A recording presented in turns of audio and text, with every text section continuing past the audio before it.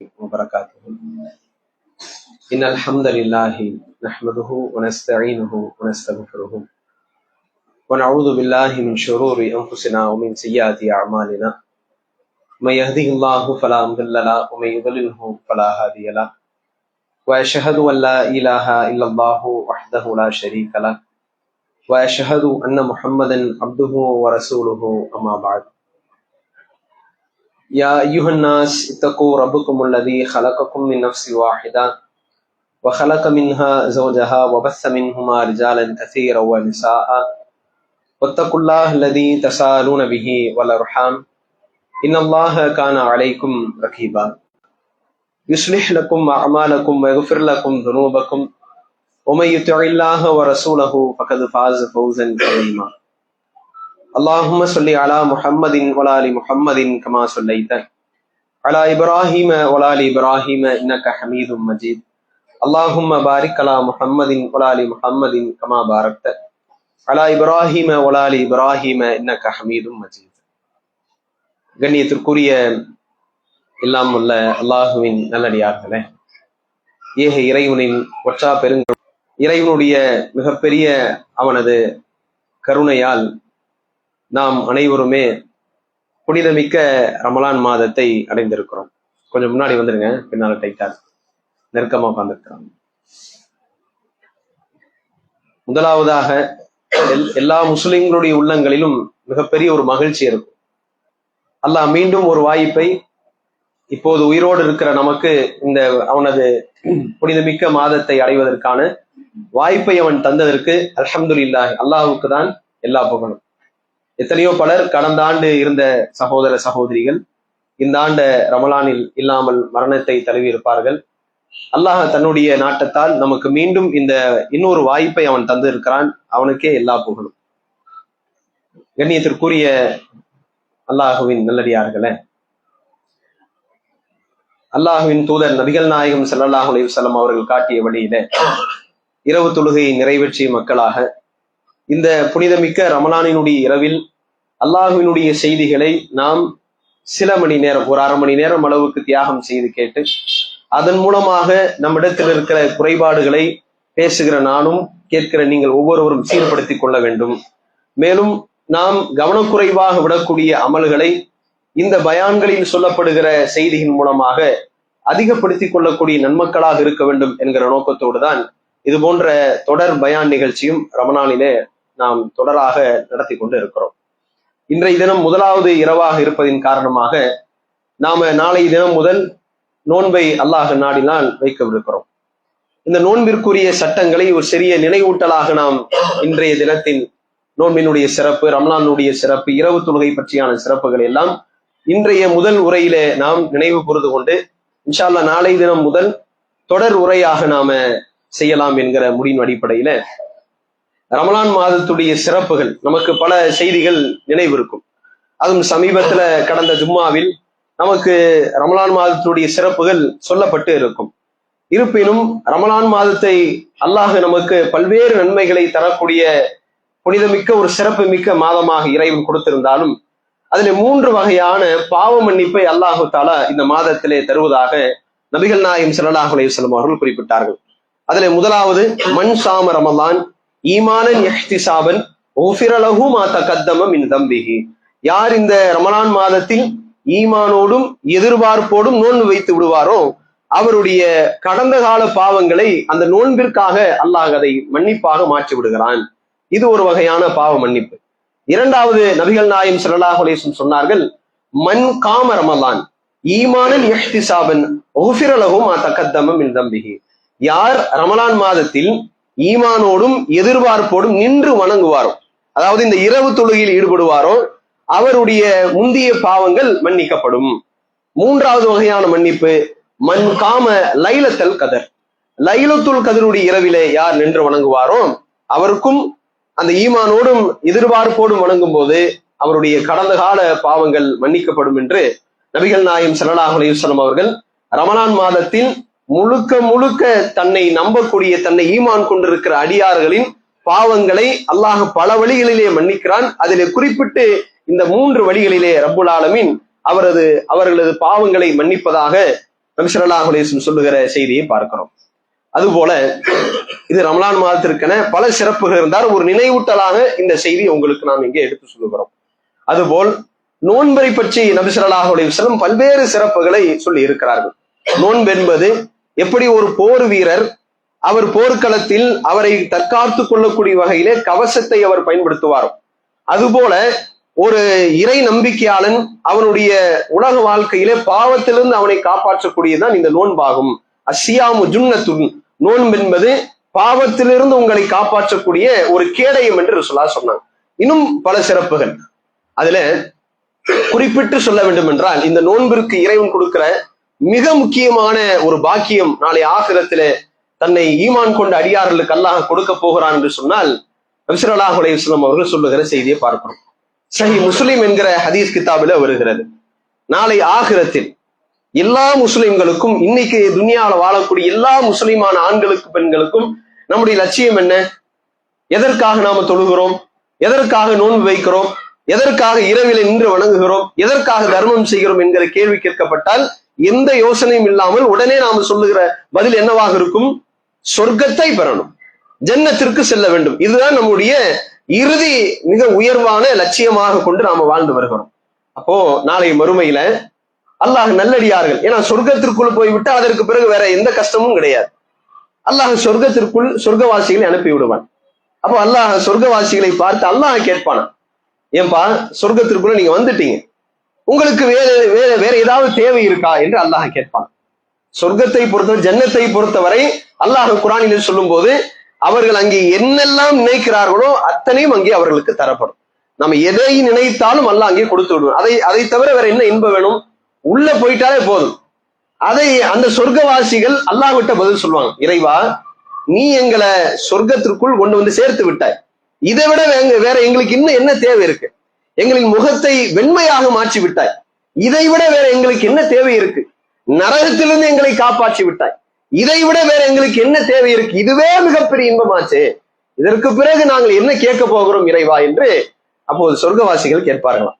அப்போது அல்லாஹு தஆலா பேர் இன்பத்தை அங்கே சொர்க்கவாசிகளுக்கு, சொர்க்கத்திற்குள் நுழைந்ததை விட இன்னொரு இன்பத்தை அல்லாஹ் அங்கே காட்டுவான்.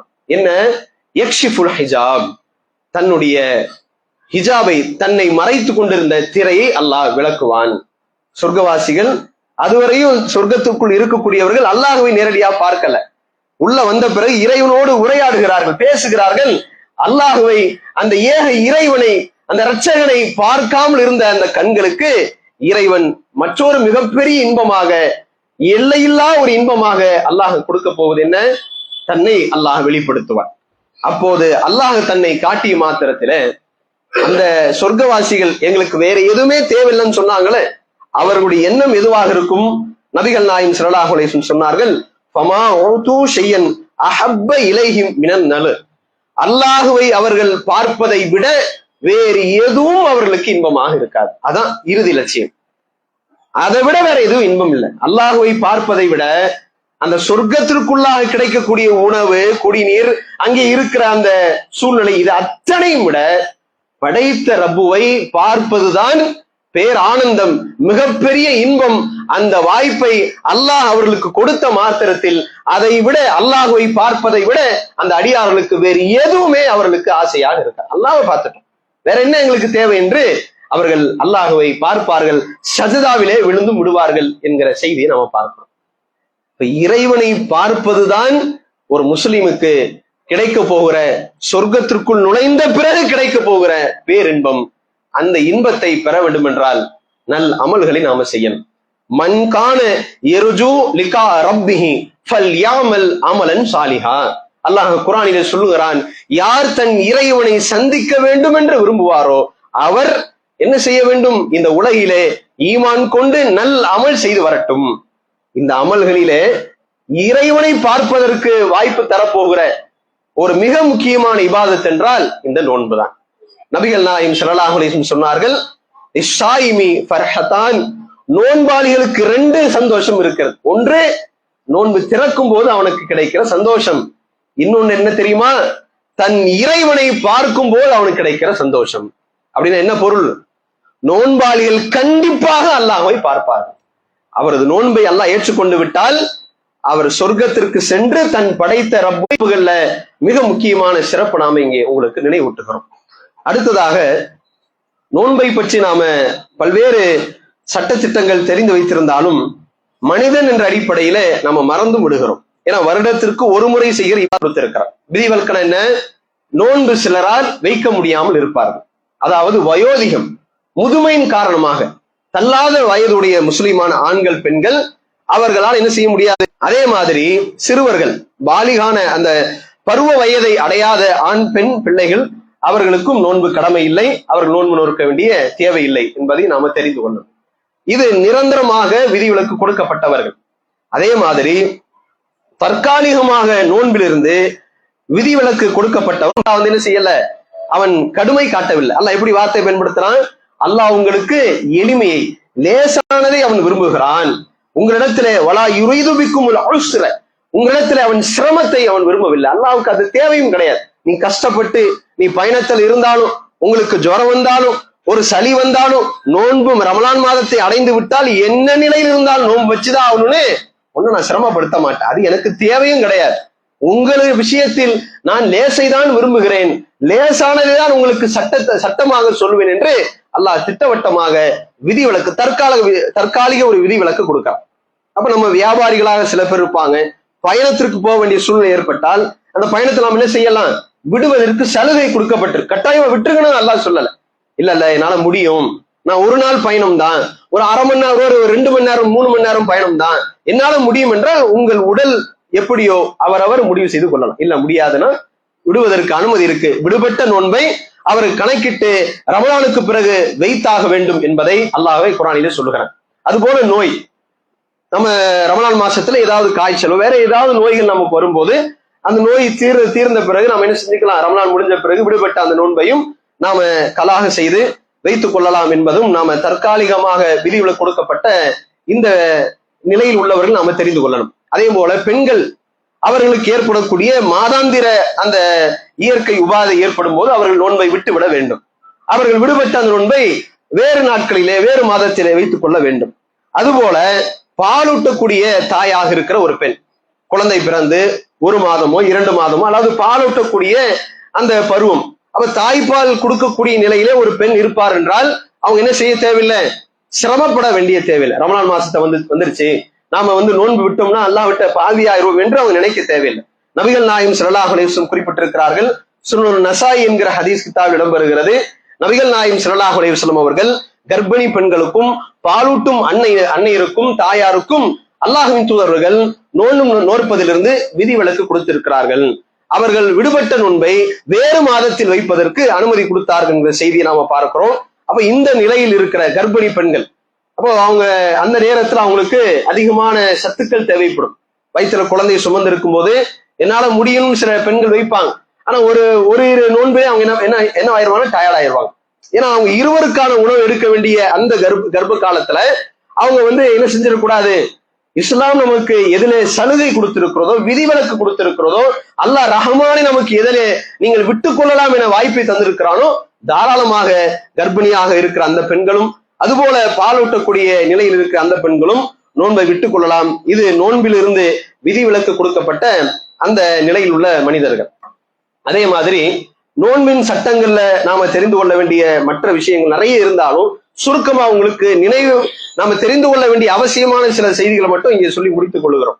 குறிப்பாக ஜமாத்தார்களுக்கு நாம சொல்லக்கூடிய கோரிக்கை, பள்ளிவாசலை நிர்வாகம் செய்யக்கூடியவர்கள் ரமலான் மாதத்தில் என அவர்கள் பேண வேண்டிய, அவர்கள் நடைமுறைப்படுத்த வேண்டிய சுன்னத்தாக இருக்கிற ஸஹருடைய பாங்கை கட்டாயமாக முடிந்த அளவுக்கு அதில் வாய்ப்புள்ள எல்லா மஸ்ஜித் நிர்வாகமும் அதை கண்டிப்பாக செய்து விடுங்க. என்ன செஞ்சிடாதீங்க, ஸஹருடைய பாங்க அதை சொல்லாமல் இருந்து விடாதீங்க. ஏன்னா இன்னைக்கு எல்லாருக்கும் வாய்ப்பு இருக்கிறது. பொதுவாக ஸஹருடைய நேரத்தில் நம்ம விழித்துதான் இருப்போம். இல்ல சில பள்ளி வாசல்ல மோசின் கிடையாது, அங்க தொலை வரக்கூடிய மக்கள் தான் அவங்க ஃபர்லுடைய வக்துக்கே பாங்கு சொல்லணும், அவங்களுக்கு விதி அவங்க வாய்ப்பு இல்லைன்னா விட்டுறலாம். ஆனா ஒரு சுன்னத்தை நடைமுறைப்படுத்துவதற்கான வாய்ப்பு இருந்து மோதினாக இருந்தே அதை புறக்கணிப்பார் என்று சொன்னால் அது சுன்னத்தை விட்டதற்கான பாவத்தை நாம் சுமக்க நேரிடும். இதை ஜமாத்தார்கள், மஸ்ஜிதை நிர்வாகம் செய்யக்கூடிய நிர்வாகிகள், ரமலான் மாதத்தில் நமக்கான பொறுப்பை உணர்ந்து நபிகள் நாயகம் ஸல்லல்லாஹு அலைஹி வஸல்லம் அவருடைய சுன்னத்தை ஹயாத்தாக்குவதிலே பாடுபடணும்.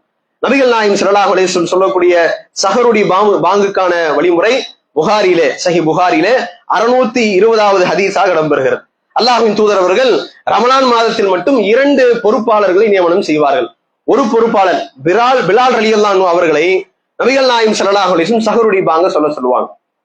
அப்படி சொல்லும் போதே மக்களுக்கு சொல்லுவாங்க, மக்களே, பிலால் அவர்கள் உங்களுக்கு பாங்கு சொல்லும் போது நீ என்ன பண்ணிடாதீங்க, சாப்பிடுறது நிப்பாட்டிடாதீங்க. அவர் தூங்கக்கூடிய மக்களை அவர்கள் எழுப்ப வேண்டும் என்பது நோக்கத்திற்காக அவர் சஹருடைய பாங்க சொல்லுகிறார். அதுபோல இபாதத்தில் இருக்கிற மக்களுக்கு சஹர் உணவு போய் சாப்பிடுங்க என்பதை நினைவூட்டுவதற்காகத்தான் அவர் என்ன செய்கிறார், அந்த பாங்கை சொல்லுகிறார். எனவே என்ன பண்ணிடாதீங்க, சஹர் சாப்பாடு நிப்பாட்டாதீங்கன்னு சொல்லி நபிகள் நாயகம் ஸல்லல்லாஹு அலைஹி வஸல்லம் சஹருடைய நேரத்தில் ஒரு பொறுப்பாளரை நியமனம் செய்து பிலால் ரலியல்லாஹு அன்ஹு அவர்களை பாங்கு சொன்னாங்க. அடுத்து ஃபஜ்ருடைய வக்துக்கு ஒரே வாய்ஸ்ல மக்கள் கன்ஃபியூஸ் ஆயிருவாங்க. அல்லாஹ்வின் தூதர் அவர்கள் மிக சிறந்த அறிவாளி. அவரை போல அவர் படிக்காத மேதை என்றால் அவரை தான் சொல்ல முடியும். அவர் எப்படி நிர்வாகம் செய்யறாரு பாருங்க. நபிகள் நாயகம் ஸல்லல்லாஹு அலைஹி வஸல்லம் பிலால் ரலியல்லாஹு அன்ஹு இந்த வக்துக்கு போட்டுட்டு சஹருடைய வக்துக்கு சொல்லிட்டு அடுத்த ஃபஜ்ருடைய வக்துக்கு அவருடைய குரலே வேண்டாம் என்கிற நோக்கத்துல சொல்ல என்ன பண்றாங்க, அப்துல்லா இப்னு உம்மி மக்தும் கண் தெரியாத சஹாபியை என்ன செய்ய சொல்றாங்க, நீங்க ஃபஜ்ருடைய பாங்க சொல்லுங்க, அவர் ஃபஜ்ருடைய பாங்கை சொல்வார் என்கிற செய்தியை சஹீஹ் புகாரி நாம பார்க்கிறோம்.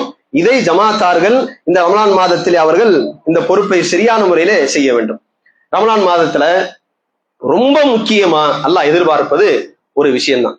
என்ன, நபிகள் நாயகம் ஸல்லல்லாஹு அலைஹி வஸல்லம் குறிப்பிடுகிறார்கள், மல்லம் யதா கௌல ஸூர் அவ் அமல பிஹி ஃபலைஸ லில்லாஹி ஹாஜ்ஜத்துன் ஃபி ஐ யதா தஆமஹு வ ஷராபஹு. யார் ஒருவர் ரமலான் மாத நோன்பு நோட்ட நிலையில் பொய்யான பேச்சுக்களை விடவில்லை, பொய்யான தீமையான செயல்களை விடவில்லை, நோன்பு வச்சுக்கிட்டு எல்லா அநியாயம் செய்கிறார், இப்படி ஒருவர் இருந்தார் என்றால் இவர் பசித்திருந்தும் தாகித்திருந்தும் இவர் சாப்பாடை விட்டதும் தாகத்து தண்ணியை குடிக்காம இருந்ததும் அல்லாஹ்வுக்கு எந்த தேவையும் கிடையாது. அப்படின்னு என்ன அர்த்தம், அவருடைய நோன்பை எல்லாம் ஏற்றுக்கொள்ளவே மாட்டார். யார் நோன்பு நோட்ட நிலையில், நோன்பு அல்லாஹ் எதற்காக கடமையாக்கினான், லஅல்லக்கும் தத்தக்கும், நீங்கள் இரையச்சம் உள்ளவர்களாக மாற வேண்டும் என்பதற்காகத்தானே.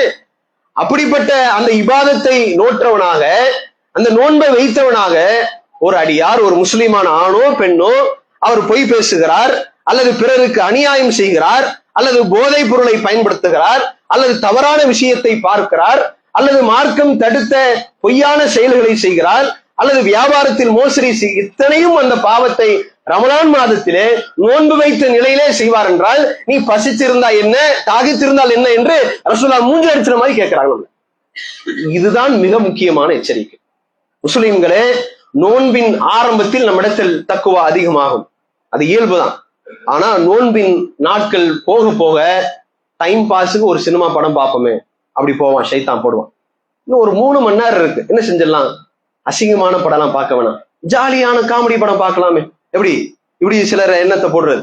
இன்னும் சில பேர் வந்துடும், ரமலான் ஆரம்பிச்சோன்னா இன்னொரு ஷைத்தான் கூடவே வரும், ஒரு 10 நாள் கடந்தோடனே ஐபிஎல்ல ஒரு சில பேர் கிளம்புவாங்க, அதை பார்க்கலாம், அதெல்லாம் தப்பு கிடையாது. ஹைலைட்ஸ் பார்க்கலாங்க, அதெல்லாம் தப்பு கிடையாது. எப்போ நோன்பு வச்சுக்கிட்டே உட்காந்து கிரிக்கெட் பார்த்துக்கிட்டு இருக்கு, இதுக்குதான் அல்லாஹ் நம்ம கொடுத்தானா? முஸ்லிம்களை தெளிவாக தெரிந்து கொள்ளுங்கள், அல்லாஹ் கொடுத்திருக்கிற பேரருள் இந்த ரமலான் மாதம். இதையும் நீங்கள் பாழாக்குவீர் என்றால் நம்மை போல நஷ்டவாளிகள் வேறு யாரும் இல்லை. நமக்கு தான் நம்ம தலையில மண்ணை வாரி போட்டுக்கிறோம். அல்லாஹ்வுக்கு ஏதாவது இல்லப்பா. நீங்க சினிமா படம் பாக்குறதுனால, ஐபிஎல் கிரிக்கெட் மேட்ச் பாக்குறதுனால படைத்தவனுக்கு அவனது அந்தஸ்தில் ஏதும் குறைந்து போகுமா? எதுவுமே கிடையாது. உங்களின் நன்மையில் நீங்கள் இழந்து போகிறீர்கள். நோன்பு வைத்து பசித்திருந்து தாகித்திருந்து அதற்கான நன்மை அடையாமல் போவீர்கள். இந்த நிலை வேண்டாம், கவனமாக இருங்கள். நோன்பை பாழாக்கக்கூடிய செயலை ஒருபோதும் செய்யாதீர்கள். அல்லாஹ் நம்மை காப்பாற்றும். இரையச்சத்தை தான் அதிகப்படுத்த வேண்டுமே தவிர என்ன செஞ்ச சில பேர் பாத்தீங்கன்னா முரட்டு தூக்கம் தூங்குறது, அதுவும் இந்த லீவு நாள்ல வாரத்துல வெள்ளிக்கிழமை அல்லது ஞாயிற்றுக்கிழமை காலையில சகர் சாப்பிட்டு தூங்குறது, அசருக்கு தான் எந்திரிக்கிறது. இதுக்கு இந்த தூங்குறதுக்கு எதுக்கு உங்களுக்கு? அது நீங்க பேசாம நோன்பு வைக்காமல் இருக்கலாமே. தூங்கிக்கிட்டே இருப்பார் அவர். சில பேர் பள்ளி வாசல்ல தூங்க ஆரம்பிச்சாருன்னா, பாய் மகரிப் ஆச்சு எந்திரிங்க, என்னங்க தூங்கிட்டு இருக்கீங்கன்னு சொல்ற அளவுக்கு தூங்குவார். ஒரு ஓய்வு, ஒரு 1/2 மணி நேரம். ஏன்னா வெயில் காலம், கோடை காலம் இருக்கதான் செய்யும், அசதி இருக்கதான் செய்யும், யாருக்கும் இல்லைன்னு சொல்ல முடியாது. அதுக்காக லுஹர் தொழுதுட்டு படுத்துட்டு மகரிப் வரை ஒருத்தர் வந்து எழுப்புற வரையும் தூங்குவோம்னா எதுக்கு ரமலான் மாதம்? தூங்குவதற்கும் வீணான செயலும் செய்வதற்கும் பொய்யான செயலும் செய்வதற்கு தான் இந்த ரமலான் மாதத்தை அல்லாஹ் கொடுத்தானா? முஸ்லிம்களே, ஷைத்தான் அல்லாஹ் வந்து ஷைத்தானை வந்து விளங்கிடுறான். அதுக்குதான் அல்ல நோன்பை கொடுத்து இறைச்சத்தை நமக்கு பயிற்சியா கொடுக்குறான். நம்ம ஆட்கள் என்ன பண்றாங்க? நோன்பு வச்சுக்கிட்டு ஷைத்தானை வான்னு கூப்பிட்டு இவங்களே போன்ல எடுத்து பாத்துக்கிறாங்க. கவனமா இருங்கள், நோன்பை வீணாக்கி விடாதீர்கள். அதிலும் குறிப்பாக பள்ளிவாசல் நிர்வாகம் செய்யக்கூடியவர்களுக்கு பல பொறுப்புகள் இருக்கும், பல சுமைகள் இருக்கும். நீங்க இந்த நேரத்துல மிக முக்கியமாக பொறுமையை கைப்பிடிங்க. ஏன்னா ரமலான்ல தான் நிறைய பள்ளிவாசல்கள் சண்டையும் சச்சரவுகளும் ஓய்வில்லாமல் நடந்து கொண்டே இருக்கிறது. ரசூல்லா நோன்பாளி இடத்துல யாரேனும் சண்டைக்கு வந்தால் இன்னி சாயிமுன், நான் நோன்பாளின்னு சொல்லிட்டு போய்கிட்டே இருக்கணும். அவன் நம்மளை என்ன வேணா திட்டிட்டு போட்டோம், ஏண்டா அவனுக்கு எல்லாம் மானம் இல்லையா, ரோஷம் இல்லையா, இவ்வளவு திட்டம் அப்படியே காது கேடு போடா சொல்லிட்டு போனா நோன்பாளி. அப்போ கோவப்பட்டு பதிலுக்கு நீங்க எனக்கு வாத திறமை இருக்கு, நான் பயங்கரமா பேசுவேன், உன்னை விட சத்தமா பேசுவேன், நீங்க களத்துல இறங்குனீங்கன்னா ஒரு பக்கம் நன்மை எல்லாம் போயிடும். நோன்பாளிகள் ரமலான் மாதத்திலே குறிப்பாக பள்ளிவாசல் நிர்வாகத்தில் இருக்கக்கூடியவர்கள் 1000 குறைகள் காதுபட சொல்லுவார்கள். என்ன கஞ்சி கொடுக்குறாங்க, கஞ்சா பிசாரி கொடுக்குறாங்க பேர் கஞ்சி சொல்லுவான், கண்டுக்காதீங்க. நோன்பு பாலாய்ப்போம், பதில் சொல்ல போனீங்க நோன்பு பாலாய்ப்போம். வடை வச்சிருக்காங்க பாரு, வடை பெருசா கொடுத்தா என்ன சொல்லுவான், கண்டுக்காதீங்க, அல்லான்னு போயிருங்க. சரிங்க பாரு, நாள்ல இருந்து வேற வாங்கி தர சொல்லிட்டு போயிட்டே இருங்க. பேரிச்சம்பழம் ஏன் கொஞ்சம் 2-3 எக்ஸ்ட்ரா வச்சாதான் என்னவா இவனுக்கு, இவன் வீட்டு காசியா கொடுங்க கேட்பான், பதில் சொல்லிடாதீங்க. நோன்பாளிகள் கவனமா இருங்க. நோன்பு நோற்ற நிலையில் நீங்க வாதம் பண்ணீங்க, சச்சரவுக்கு போயிட்டீங்க, உங்கள் அமல் போயிடும். கவனமா இருங்க. இதுல எல்லாம் ரசூலா நமக்கு இதுல கவனம் செலுத்த சொன்னாங்க. நோன்பாளிகளுடைய அந்த நோன்பிற்குரிய நன்மை இப்படியெல்லாம் இழக்க நேரிடும். ரொம்ப கவனமாக பொறுமை, மற்ற மாதங்களை விட கூடுதல் பொறுமை இருக்கணும். ஆனா பசினால மற்ற மாதங்களை விட இந்த மாசத்துல தான் பலருக்கு கோபம் அதிகமா இருக்கு. பாய் நான் நோன்பாளி ஆகிட்டும் சண்டை போடுறான், என்னால முடியல, பசியில என்னால கண்ட்ரோல் பண்ண முடியல, நான் திட்டேன். எதுக்கு? உங்க நோன்பு தான் போகும். நீங்க சண்டை போட்டீங்கன்னா வாதம் பண்ணீங்கன்னா உங்களுக்கு தான் நஷ்டமாகும். அவர்கள் நம்மை ஏசினால், அவர்கள் நம்மை திட்டினால், அவன் புரியாம பேசுறான். ரசூலா என்ன சொன்னாங்க, நான் நோன்பாளிப்பா, அதுக்கு மீறி அவன் கேட்கலையா சலாம் சொல்லிட்டு அல்லான்னு போயிருங்க சபையை விட்டு.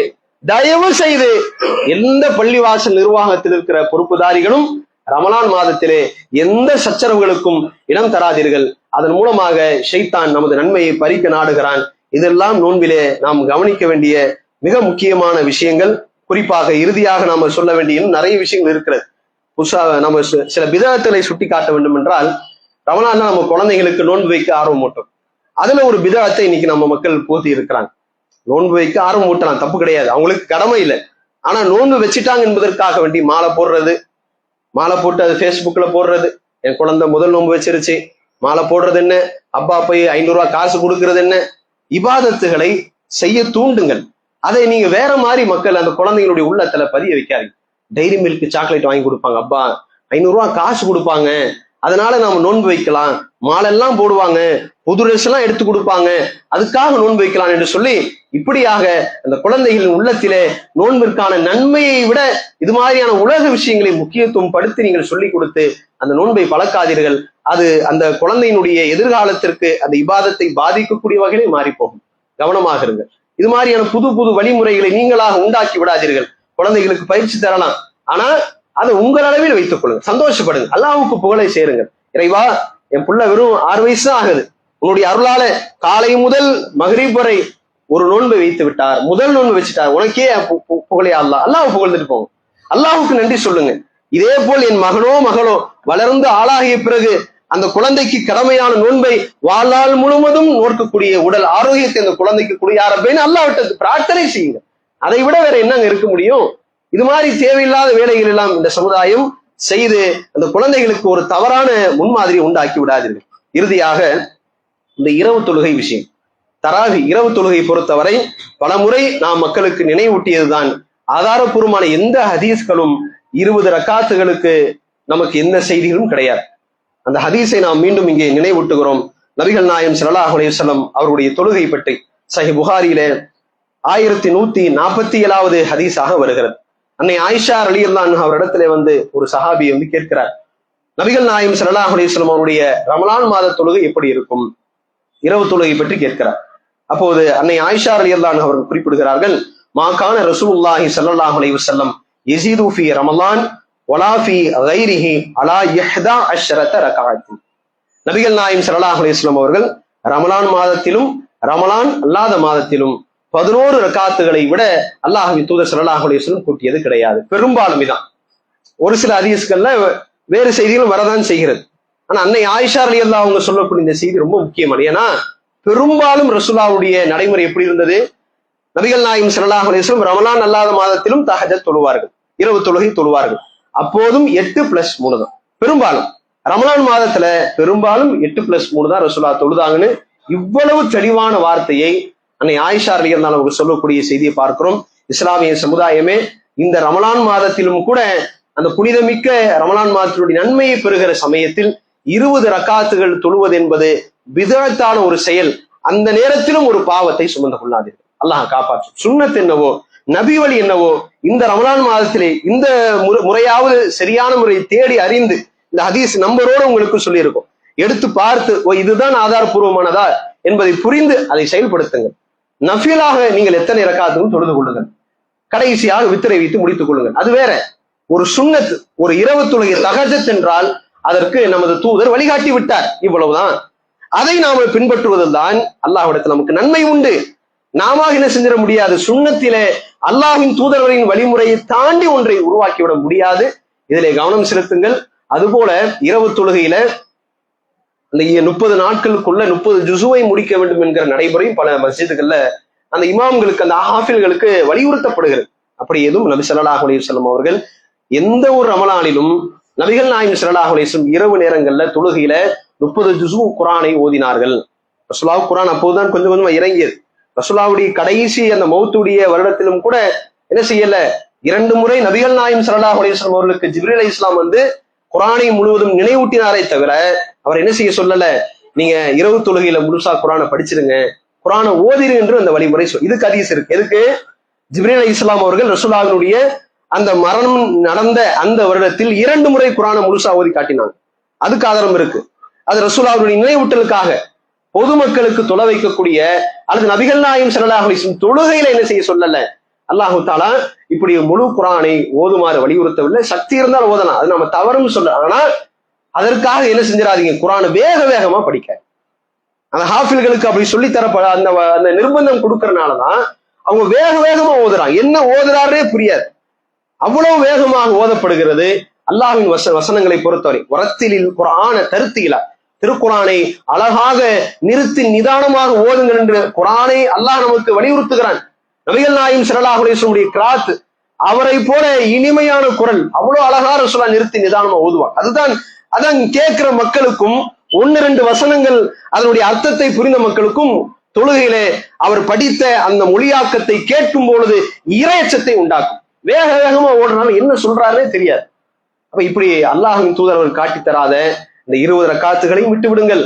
அதுபோல குர்ஆனை வேகமாக ஓதி முடிக்க வேண்டும் என்கிற நடைமுறை விட்டுவிட்டு அவரவருக்கு என்ன சக்தி இருக்கிறதோ அதை ஓதுமாறு ஹாஃபில்களுக்கு வலியுறுத்துமாறும் கூடுதலாக இதையும் நாம் இங்கே நினைவூட்டுகிறோம். இதை தாண்டி இறுதியாக ரமலான் மாதத்தில் நோன்பு வைத்த நிலையில பல் தேய்க்க கூடாது, குளிக்க கூடாது, அத்தர் பூசக்கூடாது.